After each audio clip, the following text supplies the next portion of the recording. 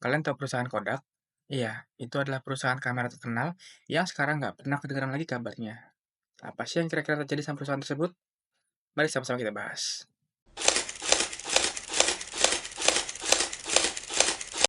Eastman Kodak Company adalah perusahaan asal Amerika Serikat yang didirikan pada tahun 1888 oleh George Eastman. Kodak dikenal sebagai pionir dalam industri fotografi, terutama dalam produksi film dan kamera. Slogan ikoniknya, "You press the button, you do the rest," mencerminkan inovasi mereka dalam membuat fotografi lebih mudah diakses oleh masyarakat umum. Pada pertengahan abad ke-20, Kodak menguasai pasar fotografi dengan mangsa pasar lebih dari 80% dalam film dan kamera di AS.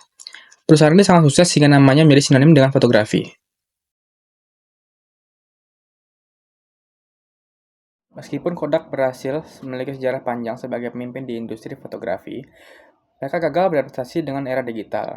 Berikut adalah beberapa faktor utama yang menyebabkan kebangkrutan mereka. Yang pertama, menolak beralih ke fotografi digital. Kodak sebenarnya menemukan kamera digital pertama pada tahun 1975 melalui insinyurnya Steve Sesson, namun manajemen menganggap teknologi ini sebagai ancaman terhadap bisnis milik mereka yang sangat menguntungkan. Akibatnya, mereka tidak segera mengembangkan kamera digital secara serius, sehingga pesaing seperti Sony, Canon, dan Nikon mengambil alih pasar ini. Kedua, ketergantungan berlebihan pada film fotografi. Kodak sangat bergantung pada penjualan film fotografi, yang merupakan sumber pendapatan utama mereka selama puluhan tahun. Ketika kamera digital menjadi populer, permintaan terhadap film menurun drastis. Ketiga, gagal mendapatkan model bisnis baru.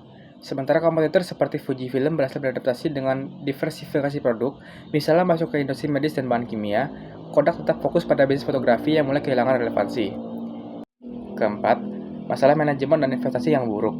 Kodak mencoba masuk ke bisnis printer, tapi terlambat dan tidak mampu bersaing dengan merek HP dan Canon. Mereka juga mengeluarkan produk kamera digital dengan kualitas dan inovasi yang kalah dibanding pesaing.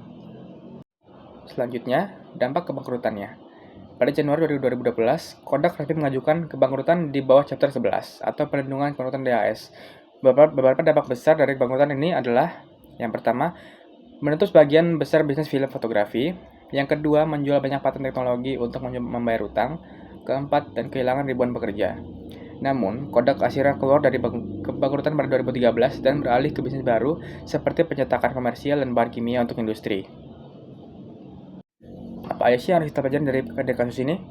Yang pertama, kita harus inovasi harus jalankan, bukan hanya diciptakan. Yang kedua, jangan terlalu bergantung pada satu model bisnis. Yang ketiga, adaptasi lebih penting daripada sejarah. Yang keempat, perubahan teknologi harus direspon cepat.